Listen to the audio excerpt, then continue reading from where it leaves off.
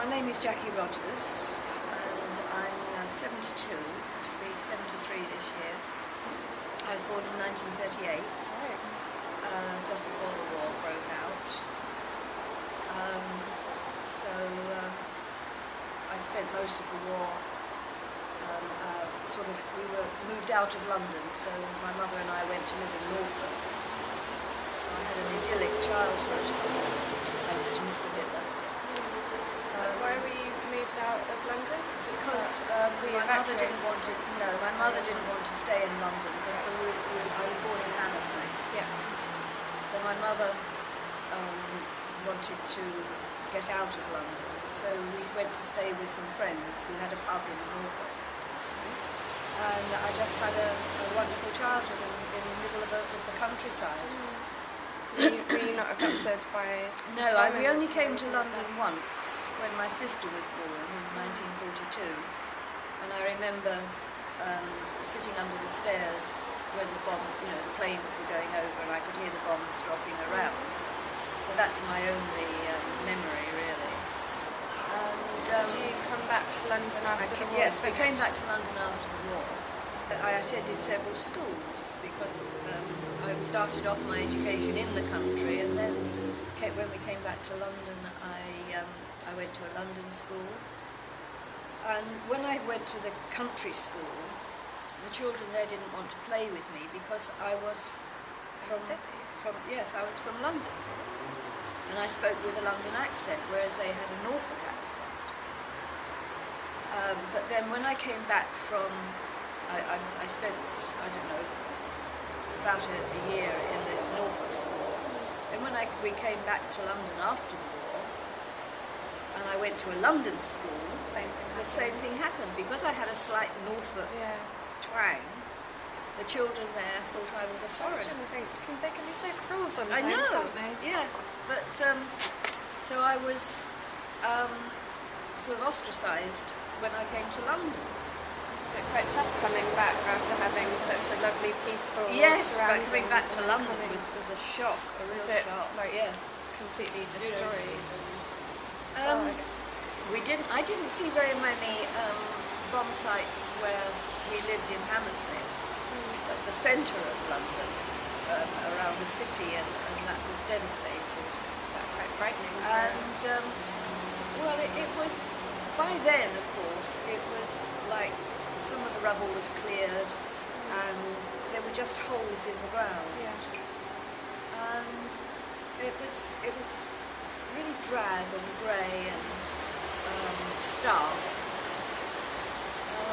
So it wasn't coming from this idyllic countryside to this stark landscape. Yeah. It was a bit of a shock, but. I think when you're young, you just accept it. Yes, you don't question it. Yeah. But I didn't know my father because I was too young to know him before he went away. So he went off to fight. He went, yes. And so the first time I remember seeing my father was when he came home in 1945. So I was. Quite old, How old were you when he went away? When he went away, how old were you? I was nearly a year old. So I wouldn't have known him. No. That's so strange. And then he came home, and I think he came home in about 1945. So yes, I mean I was already a grown child, really. I hadn't known a father until then. Was that quite strange? It was strange, yes, it was strange. It didn't matter to... I mean, I took it more easily than my sister. My sister, she was younger, and she couldn't bear my father. Really? Yes, it must have been really traumatic for my father to come home, and then his little girl. He didn't know any of us as babies. And his little girl saying, "I hate you, go away," because she didn't know who. Suddenly, this man walks into the house. So it's quite traumatic, really. Did it take a while to I get was used to? I was that much older, so I didn't. It didn't have that sort of an impact on me, but it did on my sister because she was still a baby, well, quite young, and she was very close to my mother, and she just didn't like this man being in the house. Did she get used to it? She did after a while, yes, but then I think it did affect her relationship with my father throughout her life, really. I think she was much more close to my mother than to my father. So it affected relationships. It must have happened to quite a lot of children. Everywhere, yes. Because I have a friend who was so excited when he was told his daddy was coming home. And he stood at the garden gate and his father just walked past him, didn't even recognise him. So strange. And he was so hurt that his father had just walked past him without acknowledging him that he was his son. You see, these things, they stay in people's memories, and it does affect people. So it's the consequences of war that you don't necessarily think about. But no, I've never really thought about that. No, but it does. It affects affects the people at home just as much as it affects the people who went away. Did it have quite a strain on your parents' relationship as well? Yes, it did. Because my father came home, and in the army, they were relatively well fed, whereas we were on rations at home. So he couldn't understand when my mother served up the meal how meagre the rations were.